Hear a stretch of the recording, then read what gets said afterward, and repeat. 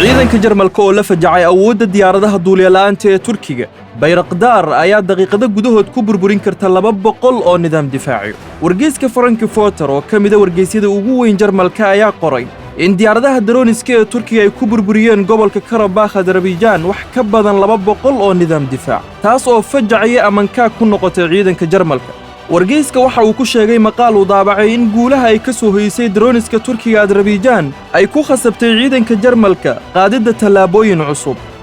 waxa uu intaa raaciyay in wasaaradda difaaca Jarmalka ay qiratay awood la'aanta ka jirta nidaamkooda difaaca cirka ee ku aadan waajihida diyaaradaha droniska.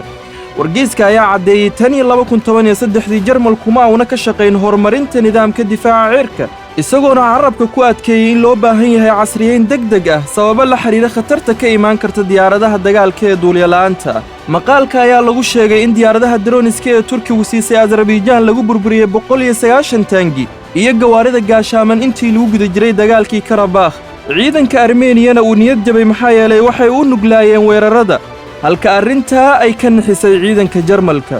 dabayaaqadii sanadkii hore ay ahayd markii uu madaxweynaha Azerbaijan Ilhan Aliyev uu sheegay in diyaaradaha Bayraktar ay kaalin weyn ku lahayd guushii ay ka gaareen ciidanka Azerbaijan howlgalkii dib u xoreynta gobolka Karabakh.